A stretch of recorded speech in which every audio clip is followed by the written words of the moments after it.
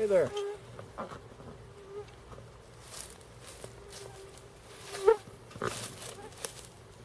Let's talk about this piece of machine here a little bit.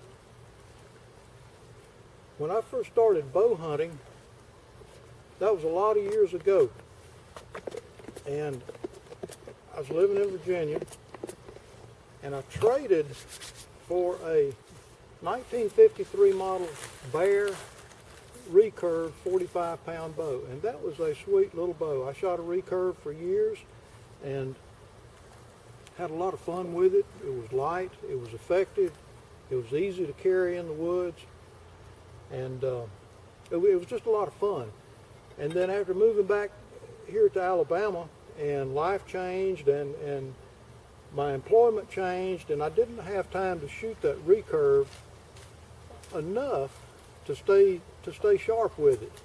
And you know, with a recurve or any other type of stick bow, you've got to shoot a lot because it's basically instinct shooting, and I couldn't keep up with what I needed to do. And one of those wild hares came along, and I bought a compound bow, thinking that would be the way to go, because archery season is there's a lot of opportunity during archery season, especially here in Alabama. We have a long deer season, and about a month of archery season before the regular gun season opens up.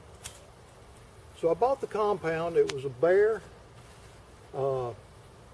Whitetail 2, and I killed deer with it. It was a great bow. It was heavy. It was a little awkward, you know, a mechanical bow like that.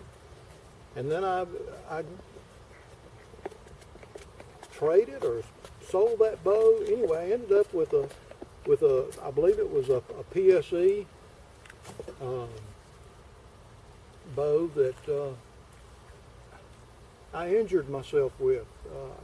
I had just gotten on the backside of the shingles, and I hurt my shoulder really bad trying to draw that bow, and blew it out bad, tore cartilage in my shoulder or something, and basically thought that I was out of the woods during archery season for good. And I had always shied away from crossbows. I was one of those guys that had the attitude that if you're going to shoot a bow, shoot a real bow, and a compound. You know, that's far enough in the modern world to go that nobody needed to shoot a crossbow. Well, I broke down about 5 years ago and bought a crossbow, and this particular bow is a Parker. I had asked the guy at the local bow shop his advice on another bow that I was thinking about buying, and he cautioned me against it. He said, I'll work on those more than any other crossbow that's brought in here. And he sold me the Parker. And this is the Parker Bushwhacker. I think it's a 150-pound draw. The speed on it off the rail is, unless I'm mistaken, 285 feet per second. That's fast. And a lot of guys, they want to get to that 300 feet per second mark with a crossbow for some reason. And you know, I looked at how much more it would cost to get that extra 15 feet per second, and it was going to be about $200 to get that additional 15 feet per second. And I got to thinking about that, and I said, you know, in these woods where I hunt, a 20 or sometimes 15, 12 yards. I've killed deer at 12 yards in these woods. And, you know, the woods are thick. And the advantage of having the extra 15 feet per second, I couldn't see any advantage in that. So I bought this bow, and it's a deer getter. I'll tell you that. Now, it comes with this one. He put a red hot scope. It's not a magnifying scope. It's got some the crosshairs in there. It's adjustable. One of the things that he recommended was to go ahead and buy the cocking rope, because you pull evenly, it distributes the weight, plus it gives you some mechanical advantage when you're cocking this thing. Now, what I do with this one, with mine, I don't know what anybody else does. I can only attest to what I do. I carry in the quiver one arrow with a field tip on it. That way, if I'm sitting in a ladder stand or I've been out with it, and I really don't like to shoot this thing level on the ground at a deer, because it's traveling fast enough at 15, 20 yards or 35 yards even. I've had the arrow go through a deer, clean through at 35 yards, come out the other side. And had I not been elevated, I would have lost that arrow. There's no telling where it would have went after it passed through the deer. So I always carry an arrow with field tip on it, where if I have been sitting in my stand during the morning or afternoon or whenever, and have to come down out of my stand without shooting my bow, I'll take the broadhead out of it, load it with the field tip, and just shoot it in the ground. Because you never dry fire one of these, and to try to uncock it by holding onto the string and pulling the trigger, that's a crazy thing to do. A friend of mine tried doing that, and he ended up all bruised up and sore in the chest, where it came back and the butt of it kicked him in the chest. So I always shoot an arrow, a field tip, into the ground, and that's why I carry that. And the occasional time to shoot at a target, just to check my crosshairs, make sure it's still dead on. And we're going to shoot this thing one time. And before I do, the idea, there's a misconception that that bows are silent.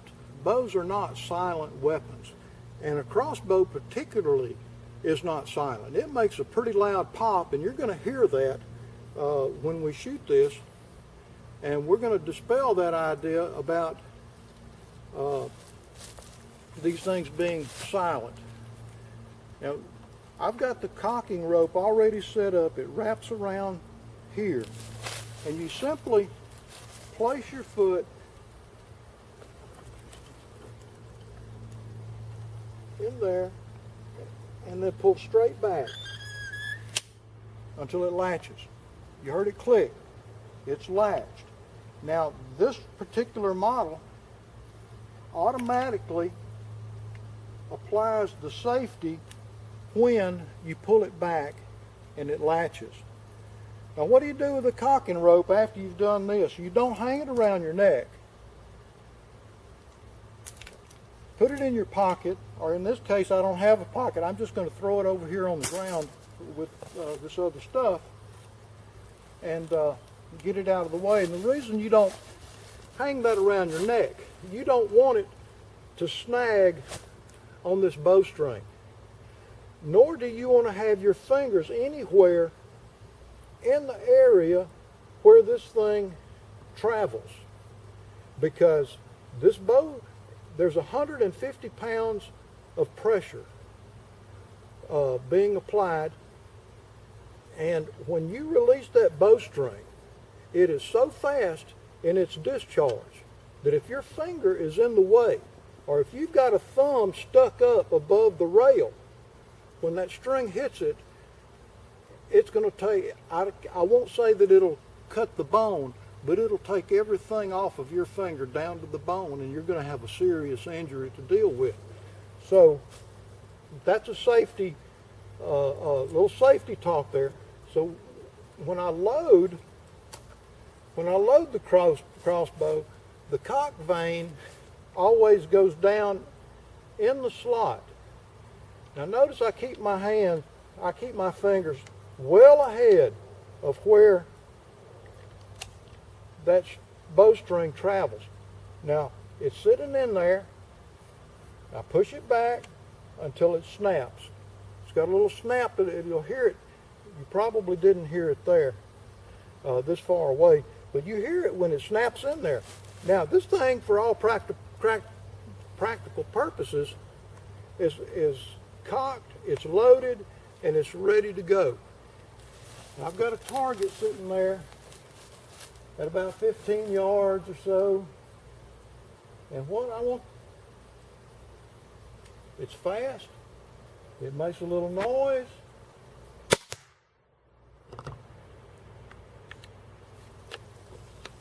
And about the time you hear the bow, you hear the arrow hit. Looks like I was a little high and to the left. That's still a kill shot. It's high and to the left because I wasn't taking my time to make the shot. I simply wanted to do that for demonstration purposes so that you could see the effectiveness of a tool like this. And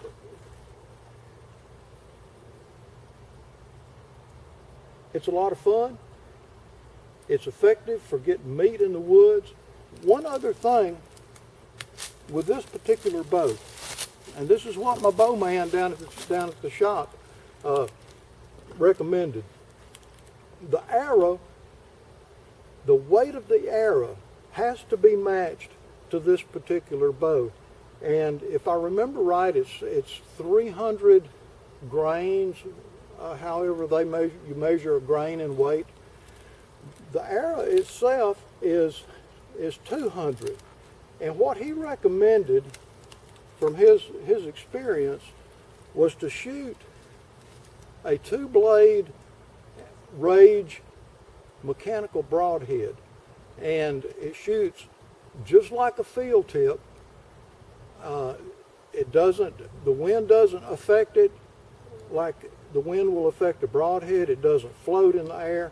It travels straight just like a field tip. When it hits, it releases those 2 blades, and they are razor blade sharp, and they make a heck of a wound. And if you put it through the heart-lung area, your